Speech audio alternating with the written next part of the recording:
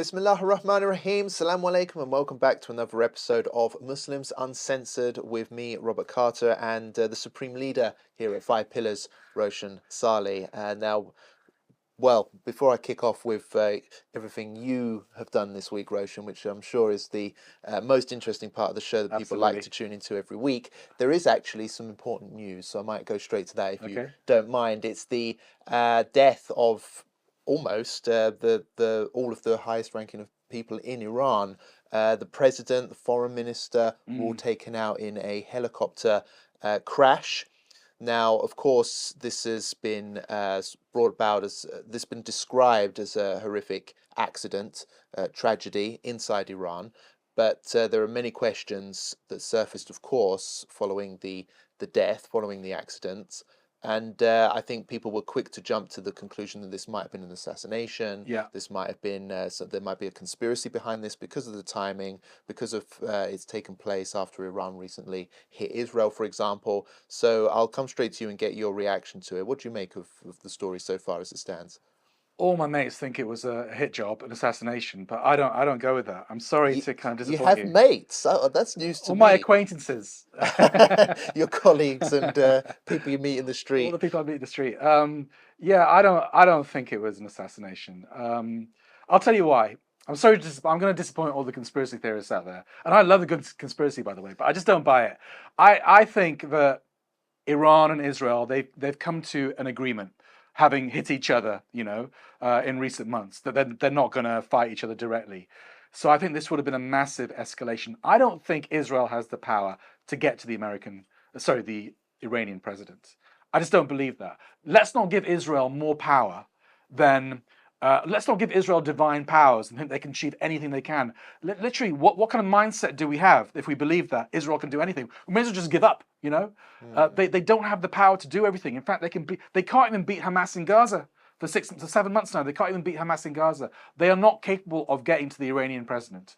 They may be able to take out a nuclear scientist, but the security around an Iranian president is going to be huge.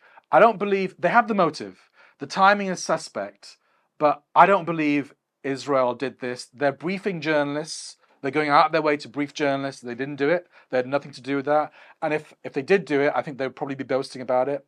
They're probably happy that it's happened. I think this was simply an accident. We all know that Iranian aircraft are dodgy. I've been to Iran a couple of times. Horrendous plane rides. They can't get their spare parts because of the sanctions. So you could even blame the West for this to a certain extent. I think it was a dodgy airplane. I don't believe the conspiracy theories. I think he died in bad weather, and Israel does not control the weather in remote mountainous regions. Well, I'm going to dive on into those conspiracies a little bit because I think some of them are interesting. And as you say, the timing is very suspect. I think as well, I mean, it's the presidential plane with some of the most important figures on it all at the same time. He was returning from Azerbaijan. Yeah. So Azerbaijan is known as a very, very close ally Of Israel. to the Israeli regime. In fact, within the Muslim world, Azerbaijan is seen quite poorly for that reason, its relationship to Tel Aviv specifically, as well as America. So it was very, very suspicious that given everything that's going on in the region, the role that Iran's playing in literally directly attacking Israel even, it seems as if the Israeli response that we reacted to, do you remember how pathetic and weak and hilarious it was, basically? It was basically a non-response. Could it have been that Israel has now responded, that although they're downplaying it, Well, would it be within their interests to admit it? It wouldn't be. And as we know, Israel has a long history of committing assassinations of senior political figures as well. Remember the suspicious circumstances surrounding the death of Yasser Arafat, for example, and those types of things. Oh, they killed him. Exactly. So we know that Israel has this history. So you think they might have killed? You think they might have killed him for their own domestic audience to satisfy the bloodlust of their own domestic audience, but they don't want a wider regional war, so they may be like telling the Iranians we didn't do it. What I'm saying is that Israel, led by these lunatics in Tel Aviv, they've made absolutely clear that we will go down fighting.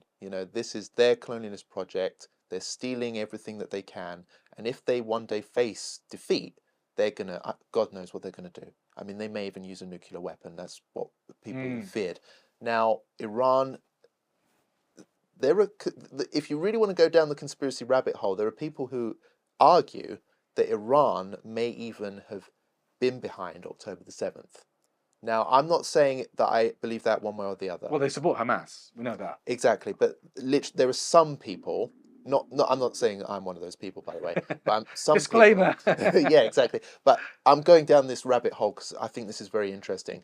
Some people say that Iran may have been behind October the 7th to the point where they actually basically said to Hamas, like, go on and do for it. Right. Now, let's assume that's the believe case. Let's assume that's the case. Israel needs to get Iran back, especially now that Iran's attacked Israel directly, humiliated them in this way. I mean, Israel's bleeding out here. They need to hit back hard. And do you seriously think that with all the traitors we know exist inside Iran as well, yeah, loads of them, anti-Islamic Republic, people on the shekel payroll, I'm sure there are many. Israel, Mossad has probably infiltrated Iran quite extensively, more than we know. Do you think that this is impossible? I don't think it's impossible, but I'm a guy that likes to see evidence.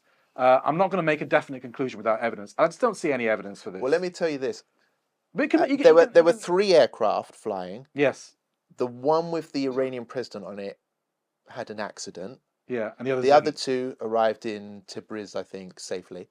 Did they? The other 2? They arrived safely. I mean, the foreign minister should not have been flying in the same plane or helicopter as the Iranian president. That's common sense. And what about all the checks? It's the presidential helicopter. Do you know the checks that go into that? Yeah, I mean, you mentioned, Roshan, about the, Iranian aircraft are old and they have problems and this and that. But come on, I mean, still the presidential aircraft. Do you think they're going to really send him up in a rubber ducky tub? Yes, I do.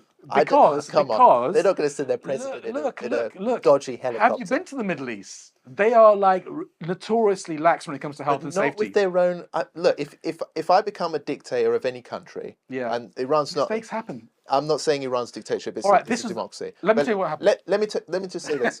Let's say I'm the king of Arabistan, made-up country. Okay, the country might be economically in trouble, and we might be sanctioned and everything like that. But as the guy in charge, I'll have the best stuff. Yes, I'll have the best stuff. That was the one thing they said about Saddam Hussein, was that the country was struggling economically with sanctions, but he was still living the hay life in palaces and whatever. So let's say I'm in that position. You seriously think I'm going to accept going on a dicky helicopter? Well, he probably didn't know. Run on coal. There's a guy at the bottom pedaling. I don't know. I just think if you actually look at it, it just is too strange. I don't believe in coincidences. You're asking me to believe in a humongous bunch of coincidences, that it was ultimately an accident. I don't believe that. I think the protocol was probably for the foreign minister to fly separately from the president, but they probably said, "Oh, we want to have a chat. I've got something to talk to you about.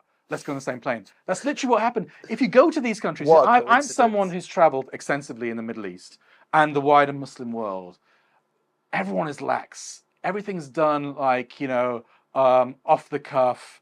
Protocols are not followed. It's probably what happened. Look, I find the timing very suspicious. Obviously, the first thing that came into my mind was this is a assassination hit job.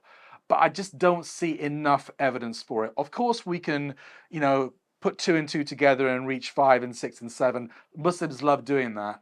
But I think we have to have some kind of evidence. I don't think it was. I can't say for sure. Maybe you're right. But maybe lizards control the world as well, Robert. Do you know what I mean? That's a bit of a jump, isn't it? Yeah, okay, the lizard people are behind it. Well, let me open up another can of conspiracy worms. So you think it was a hit job, right? Let me ask you this question. Right, let me ask you this question. What do Iranians think? Because I know that you're in touch with quite a few Iranians. All right, fair enough, yeah. What is being said inside Iran about it? So, what do I think? I don't know, but I think there's something fishy going on. That's what I think. What do Iranians think? I think what's not being shown is what Iranians inside Iran are doing and saying and thinking right now. Many of whom are actually expressing grief. They're actually engaging in mourning as of now. Right. There's thousands and thousands of Iranians coming out to pray for the lost lives and pray for their president. So I think what's going to happen now in the West is the mainstream media will say, well, Iranians are celebrating this. He was they call him I forget the name they give him, but The Raisi, butcher or something. yeah, something like that, because he took part in the judiciary system after the Yeah, revolution. he executed some people. Executed a lot of opposition people and so on and so forth. So the line in the West is that Iranians are celebrating because he's an unpopular leader. That's that true? no, No. it's not true. Inside Iran, no. Dissident Iranian sellouts and Iranian The ones that work for feminists MI5 yeah, and MI6. the and weirdo, Mossad. the weirdo Iranians that Yeah. live in the West, Yeah. and there are many of them. Yeah. They may They're celebrate, celebrating. but they're insignificant. They're nobodies. They're Yeah. American pawns. They prefer their British passports over an Iranian passport anyway. They would rather see Tehran taken over by a Western-led occupation and invasion than anything else. So they're irrelevant. Iranians inside, I think, believe ultimately that it's an accident. It's devastating. It's shocking. But I think ultimately the question is, okay, if it was an accident, questions of incompetence. Oh yeah. And I think Obviously. that's going to be the main question. Why did this happen? How could it have happened? Happening at a time when Israel should be the country under pressure, the regime under pressure. What about the weather, though? What about the weather? Does Israel control the weather? Well, I'm sorry, but it's like I said, do I believe that they would have sent their top guys up in a helicopter that can't handle a bit of fog and rain? I don't believe it, no. I do. I don't believe it. I do, because people are incompetent in that part of the world. No, they are. That's the reality. I'm sorry, but when Muslims were incompetent. Okay, but when it comes to the Iranian military infrastructure, like the IRGC, these guys are not incompetent. I'm sorry, but say what you want. Say what you want about them. With the president, with their top guy, that's a big freaking mistake. All right. I mean, people need. All right. Well, why don't brothers and sisters leave your comments in there? Was it an assassination? Was it an accident? Do you agree with me? Do you agree with Robert? Leave it in the comments. Leave it in the comment section below. I think we should talk more about conspiracies. Let the audience decide. I like good conspiracies. There is another interesting story that's happening. It was released today. The Irish Prime Minister has announced that Ireland is recognising Palestine, the state of Palestine, officially. And also Norway and Spain are due to follow suit. That's going to happen very, very soon if it hasn't officially happened already. This is a joint effort by those three countries to recognise Palestine, which should have been done a very long time ago. Last month I stood on these same steps with Prime Minister Sanchez of Spain, and we said that the point of recognising the state of Palestine was coming closer. That point has now arrived. Today, Ireland, Norway and Spain are announcing that we recognise the state of Palestine. Each of us will now undertake whatever national steps are necessary to give effect to that decision. But it's being hailed as a historic moment and a massive victory for the Palestinian cause. But I think if I'm going to look at it, I'll have to say that the fact is that it was always Palestine and it belongs to the Arabs. Just because some white guys in suits in Europe now say, well, I fancy recognizing it. Yeah, I mean, it's a bit like me saying, I mean, I don't want to put down the Palestinians because they're obviously celebrating this and it's like a PR win and it's important. It is important. But imagine me sitting here as white guy Mr. Rob saying, do you know what, everyone? Announce it to the world. I'm ready to recognize Palestine as a state. As if that would make a difference. The fact is... Well, it's a nation, not an individual. Exactly, but imagine... It's crumbs. It's crumbs. It's still... what I'm saying is that it's irrelevant. It's insignificant because just because Ireland or the UK or America says it's not Palestine, and then tomorrow they say it is Palestine, it doesn't change the fact that it's Palestine. This is Palestine. It's not Israeli land. This is a colonialist project. That's the fact. They can say what they want in Washington or Down Street. It's irrelevant. We know that it's Palestine. So I just look at this story and I just think how important. I mean, after 7 months of genocide, just to say, oh, we're going to recognize Palestine as a state. I mean, it's crumbs. It's a little bit of extra pressure on Israel, like the ICC arrest warrants, which we'll talk about a bit later. But yeah, it's hardly getting me too excited, put it that way. Really? Because I guess I agree with you. I guess that the Palestinians are getting excited about it. Maybe, are they? Are they? I don't think they maybe this is inappropriate. I don't even know. They're trying to play. I think the PLO people, the Fatah people, they try and play this kind of stuff up. I think if you ask people in Gaza, you know, they'll shrug their shoulders. They're just trying to survive. It is. It's a tricky. It's a little bit of pressure. Maybe it means with all this cumulative pressure on Israel, it's clear that the West is getting a little bit fed up of this genocide. They probably think it's time to put an end to it, or to, you know, get to the denouement phase of it. and they're just trying to put incremental pressure. It could mean that the war ends or the genocide ends a little bit sooner, but I wouldn't get your hopes up. I guess if I'm gonna, be fair, it is political pressure on Israel. Israel is now more of a pariah state than it probably has ever been. Even in Western circles, by the way. Because obviously, the international community is summed up as what the little West, white Western world thinks. That's considered even the West becoming a pariah. Even in the West, they're becoming a pariah state now. So it is good, and they're crying about it. They are crying about it. They withdrew their diplomats in it's protest. anti-Semitism. Yeah. You know it. Yeah, everyone in Ireland is an anti-Semite now. That's going to happen. Everyone in Spain and Norway is a pending anti-Semite. Can I just say that I don't know whether I said this in the last episode or not because my memory is fading, but I don't think we should use the word anti-Semite anymore because it's a laughable term. It's weaponized by Zionists, and it also confuses who Semitic people are. The Arabs and the Jews, they're both Semites, right? Yes. So right. I think we should say anti-Jewish hatred because anti-Semitism is now a political word. And it is a loaded word and a weaponized word. And I still say it out of kind of just forgetfulness, but I think we should start saying anti-Jewish hatred because real anti-Semitism is hating Jews simply because they're Jews. And if you do that, you're a tosser. If you do that, you're a scumbag. If you do that, you're a genuine racist scumbag. Yeah, okay? absolutely. Yeah. But that's what it is. It's hating Jews simply because they're Jews. Yeah. But anti-Semitism now is a weaponized word, which I don't think we should use anymore. We should reject it completely. It's a politicized word that is about attacking supporters of Palestine, even people like Jews, including Orthodox religious Jews. They're all anti-Semites, apparently. Everyone's an anti-Semite now. I mean, that plant's anti-Semitic. That plastic cup there looks pretty anti-Semitic to me. I mean, where's it going to end? It's a joke. I think so. So anti-Jewish hatred. Anti-Jewish hatred. Should we change that? Should we change that in 5 pillars even? It's happened now. It's done. Is it? Okay. You're the You're not going to ask leader. Dilly. You're not going to ask Dilly or anything like that. Yeah, but I believe in consultation. I believe in consulting people and then coming to my own conclusion. I don't consult anyone. I don't consult anyone. For appearance's sake, I'll consult a few people. I don't. I just change things. But anti-Jewish hatred. Because let's be clear, anti-Jewish hatred is very serious. We care about it. Muslims are hotly against it. It's against our religion. Absolutely, it's against our religion. It's not possible to be Muslim and racist. It's as simple as that. You can't be. No. Well, you can't follow Islam and be racist. There are racist Muslims out there. We don't differentiate. That's because they deviate from Islam. We differentiate on taqwa, on God consciousness, not on race. Exactly. So anti-Jewish hatred is horrible, and we stand against it. But the term anti-Semitism has been destroyed. It's been ruined. What do you think, brothers and sisters? I don't really care about your opinion, to be honest. But anyway, tell us what you think. What a great way to speak to the audience. The ICC ruling is very important as well. Israel's still crying badly.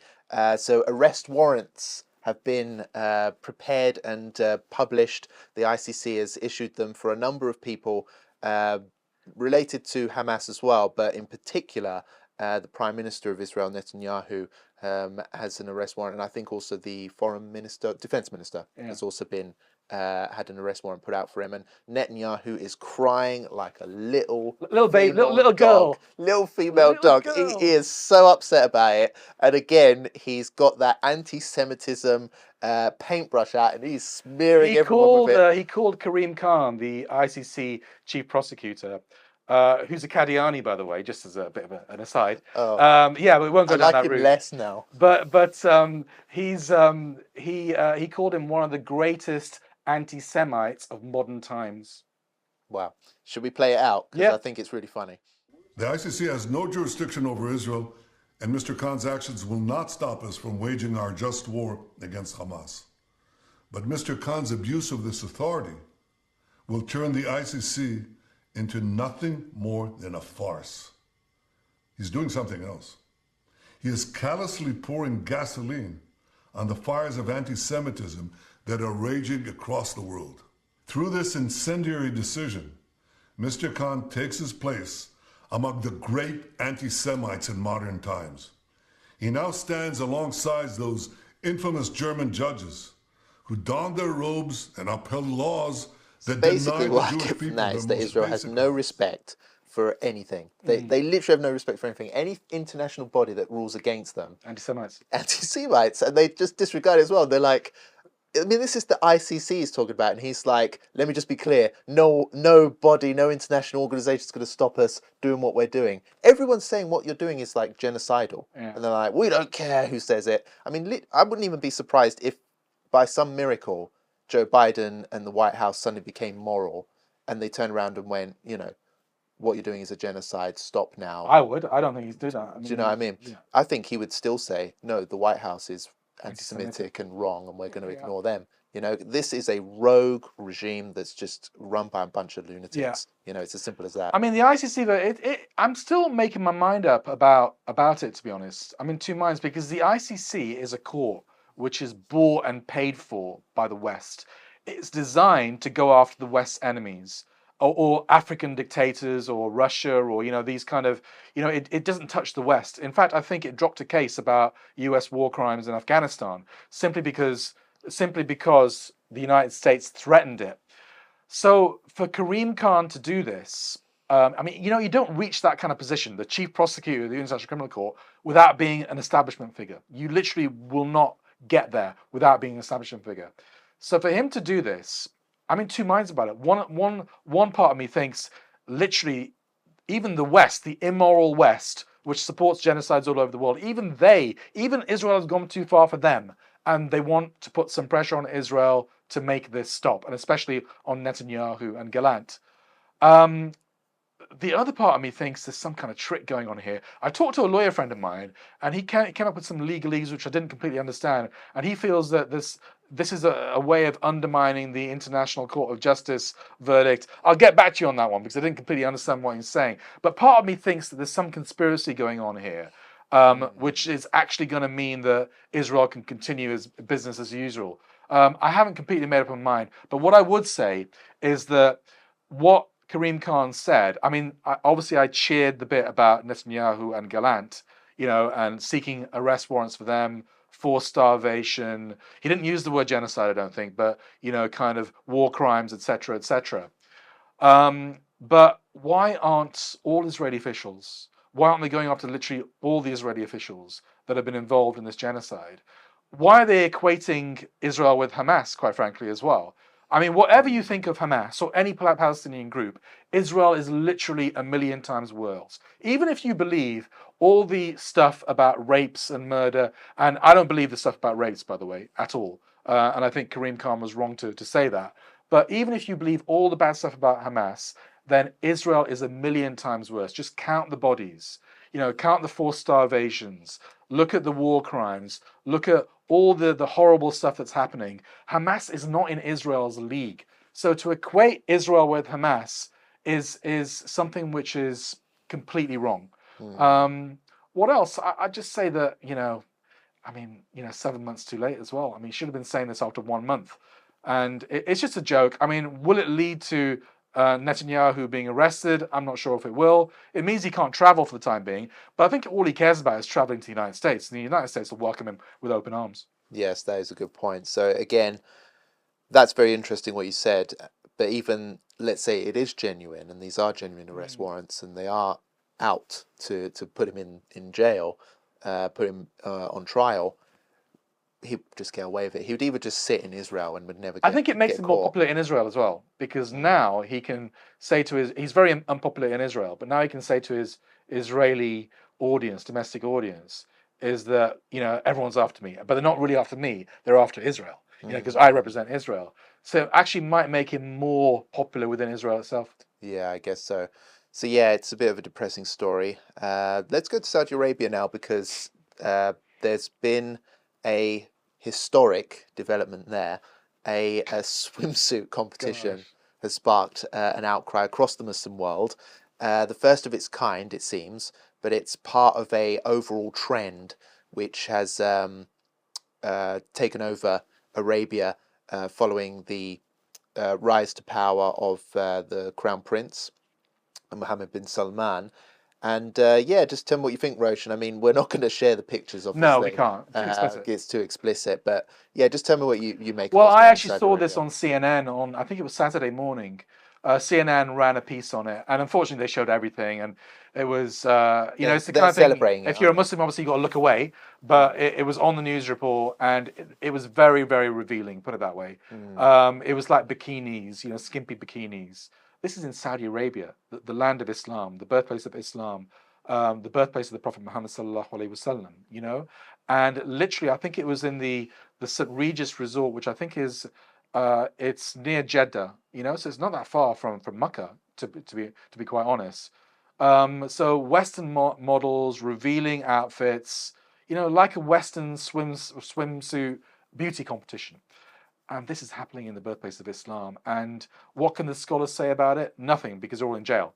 No one dares speak up about it. It's part of the westernization process inculcated by Mohammed bin Salman, who is turning the land of the Prophet Muhammad, the land of Islam, into some kind of massive Western entertainment center with all the fahisha that entails. We saw the boxing.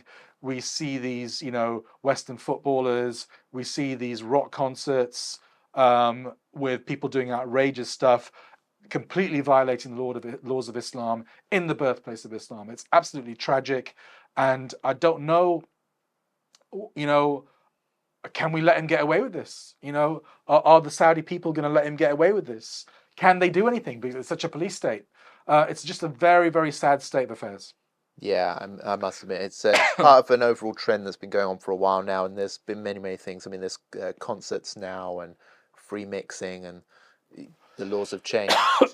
It's moved away from its traditions, and I think, yeah, it's just part of an overall trend that's taking place across the Arab world now, isn't it? It's just moving Well, the to the Khalij, West. the Gulf countries have always been very pro-West, and if you go to any of the Gulf countries, they're all modeled on the West. They even look like the West. They have these kind of Western freeways, shopping malls. Their cities look like American cities. So they've taken that model of construction to their values as well. So they're adopting Western values.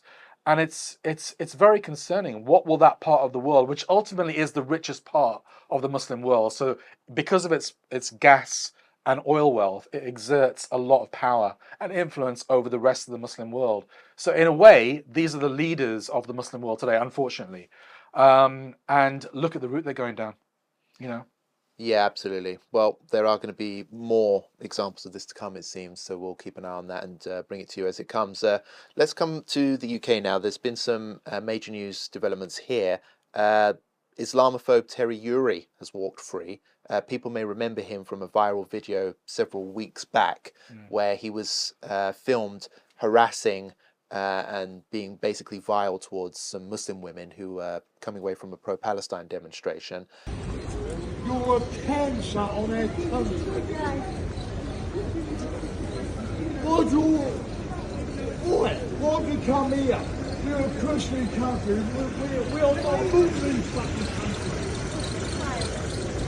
Roshan, do you want to update us about that? Obviously, this is a story we've been following since the beginning. Yeah, so on April the 20th in Romford, which is kind of South London, Terry Uri, drunken, vile Islamophobe, abused a bunch of Muslim women, two in particular. He called them terrorists. He called them Muslim, the C word, I won't say it. He told them to stop bombing Israel. He said many other vile things. It was a persistent attack which went on for several minutes. He wouldn't desist. No member of the public intervened. Everyone saw that what he was doing, basically picking on two little Muslim women. No member of the public intervened, and it was on the verge of being a physical attack. Although it didn't, alhamdulillah, it didn't descend into a physical attack. But it was a prolonged, disgusting verbal attack. I think we've all seen the video. So yesterday, I went to Thames Magistrate Court in East London, and I attended his sentencing because he's admitted it, basically.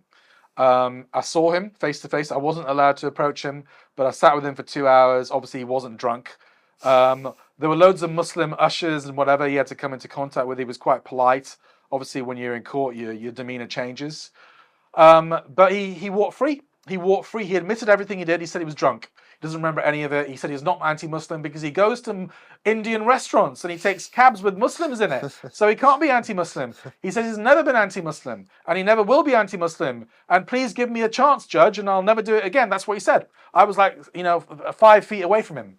And the judge, obviously, she listened to what he had to say, which is the right of anybody in court to defend yourself. But she basically sided with the victims in the sense that she found him guilty. And she said it was a disgusting, vile, racially aggravated attack. And therefore, she could only give him a custodial sentence. But then she went on to make that custodial sentence suspended because the probation service told her that he wasn't at risk of reoffending, even though he had lots of previous for doing similar kind of things in the past. And on the condition that he take an alcohol treatment course for 3 months. So he walked free from jail yesterday. He had a suspended sentence. He got on a bus. I filmed him hopping onto that bus and he drove off into the sunset. And as long as he fulfills his bail conditions, his probation conditions, and attends that alcohol course, then he doesn't have to go to jail. I think a lot of Muslims are very disappointed with that verdict, given the nature of the attack, the disgustingness of it, and the potential for it to have escalated as well. I think Muslims were looking for a jail sentence. And a lot of Muslims are telling me if it was a Muslim that did that against a non-Muslim, they would have thrown away the key. Yeah, absolutely. I'm sure they would have. I mean, that's what I feel. We live in an age now where Islamophobia is so common. It's so common. It happens all the time. I mean, I reckon probably every Muslim experiences this at least once. Literally more than that. And especially Muslim women. And this was so well filmed and documented, and his language was so vile, so nasty. He was literally calling them every word under the sun, and he was literally going after them because they were Muslim, because they were pro-Palestine, because they were wearing the hijab or whatever. And it just seems like, what message are the authorities here sending out to Muslim women at a time when Islamophobic attacks and harassment is at an all-time high? That the message they're sending is that they're soft on bullies. That's the message that I get from this. Soft on bullies, especially if they're Islamophobic bullies, and it's just empowering for those who do it, isn't it? I mean, did you notice as well that I was the only reporter in the court. There was one other reporter there for a news agency, but I googled this story this morning, and we're the only ones to cover it. So the media did cover the initial attack in the first place.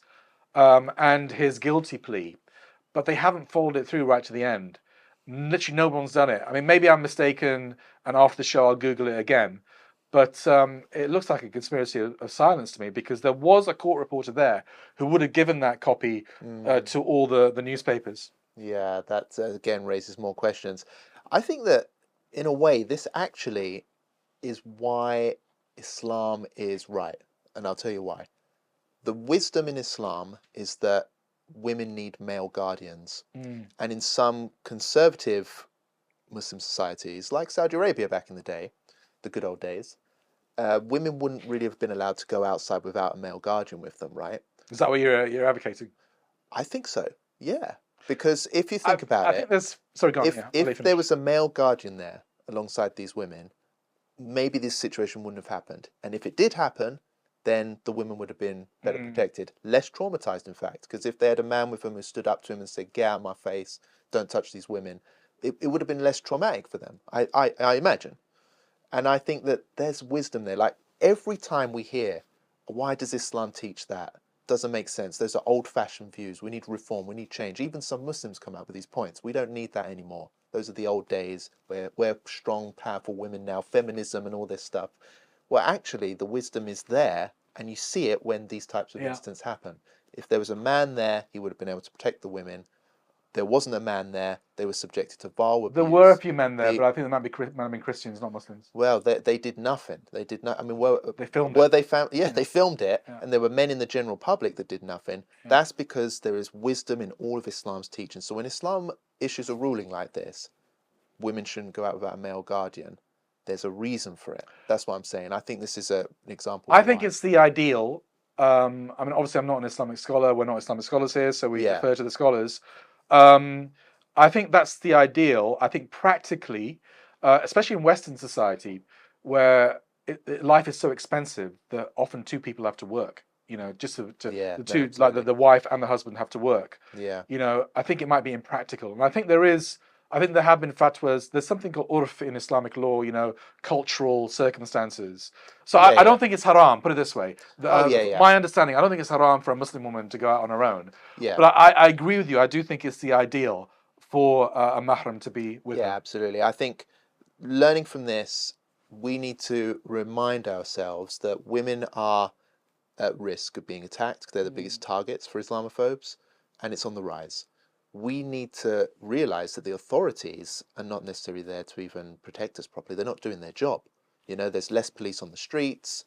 Even if you film it, the authorities are going to go soft on The it. police didn't turn up to that incident. They only arrested him afterwards. They called the police, and the police didn't turn up. Wow. So, I mean, there you go. I mean, you're just vulnerable out there. So, my advice to our dear viewers is sisters, be careful, watch out.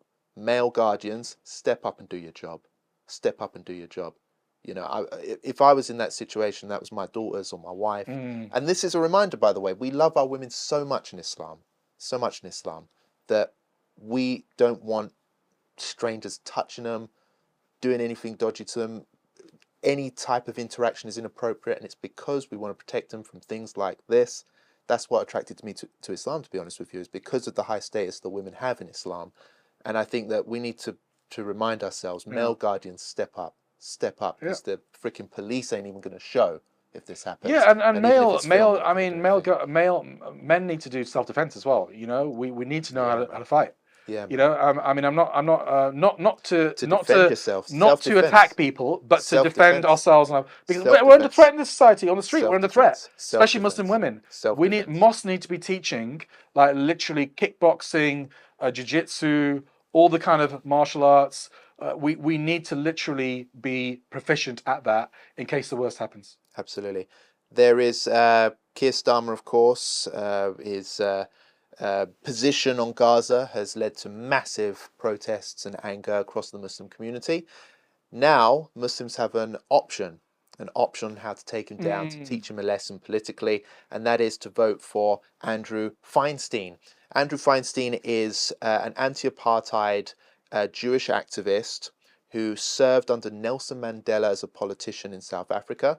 He's very well known in pro-Palestine circles, very well respected. He's standing up as an independent candidate in the general election in Keir Starmer's constituency, and he's hoping to dethrone who is likely to become the next prime minister in his own home turf. So a very interesting story. We interviewed him at 5 Pillars. Labour, with the fiscal constraints that they've committed to, are basically offering the same recipe as the Tories, just with the main person wearing a different coloured tie. They're both offering permanent austerity, forever wars, and the climate degradation and the socio-economic suffering of all of us that come with that. And so we want to give people in Holborn and St Pancras, and hopefully across the country through others who are standing, an alternative. We actually want them to have alternative policies and, very importantly, an alternative approach to politics to vote for. And what I mean by an alternative approach to politics, I grew up in an environment in South Africa where I was privileged to serve under Nelson Mandela. Mandela once came into the caucus of ANC members of parliament and he said to us, "Who here thinks you're important?" And some people put their hands up. And he said, the moment you think that you are more important than the people who put you here, the people who pay your salary every month, is the moment you're of no use to those people, to this movement, to this parliament, or to this country. So, Roshan, what do you think of Andrew Feinstein? Has he got? I mean, you went to the event and you interviewed him. Has he got a chance of winning? What is Keir Starmer's majority? It's very interesting. Keir Starmer, it's a Labour safe seat, so the Tories don't tend to get many votes in there at all. So that's why Keir Starmer's there. It's why he's confident. It's possibly under normal circumstances. It's a strong Labour seat. However, with the circumstances now, I think he's at risk, and I'll tell you why. Andrew Feinstein very well loved, very well respected. He's Jewish as well, which will help. But there are also a significant number of So why would it help because he's Jewish?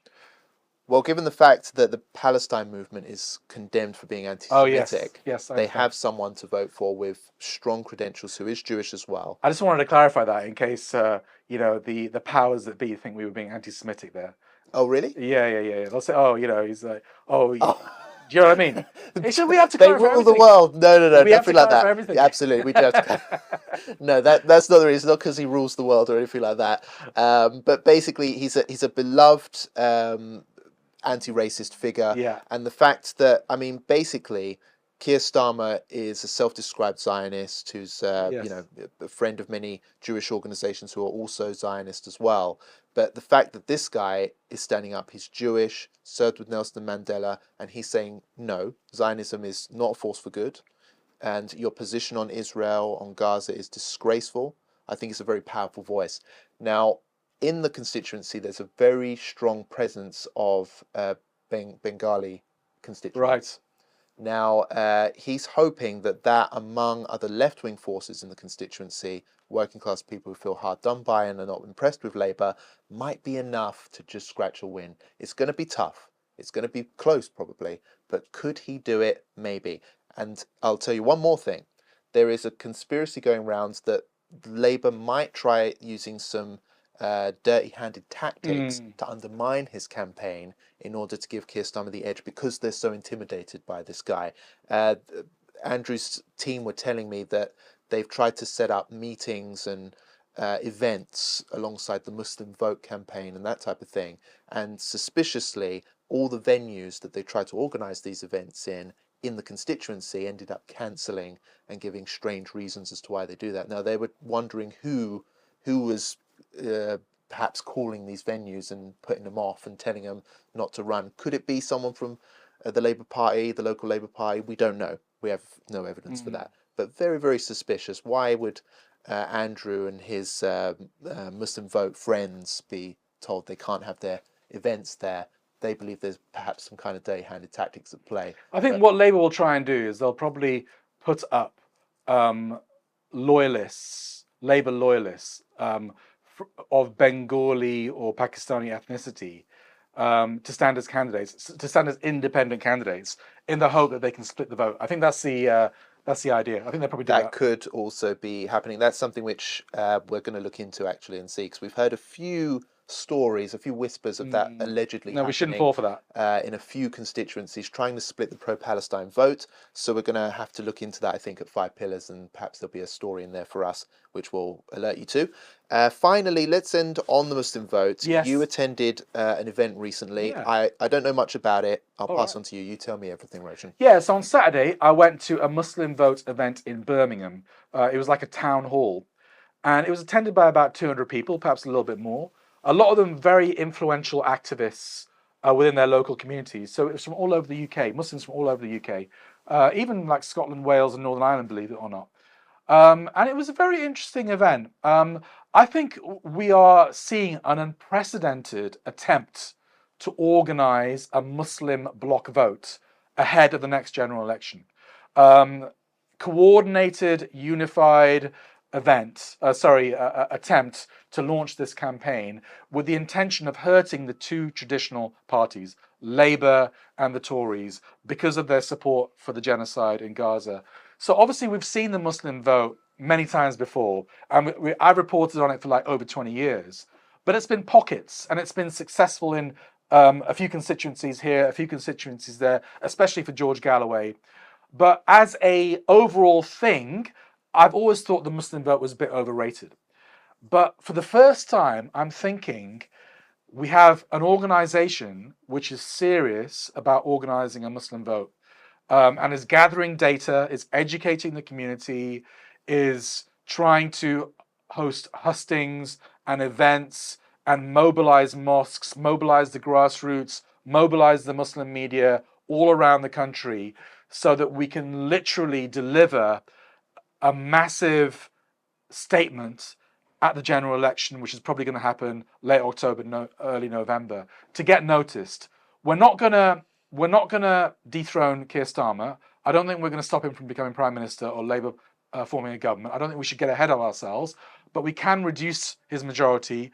We can make him a weak Prime Minister, and we can send out a strong message that if you mess with Muslims, if you ignore our concerns, especially on Gaza, but also on Islamophobia and discrimination, things like RSC and many other things domestically, if you ignore us and take our vote for granted, then we are going to punish you at the ballot box. And we're going to send you a massive message. We're 4 million people in this country, and we can do it. We're citizens of this country. We can send out a huge message. So that is the theory behind it. And for once, I think it's a serious attempt to make that happen.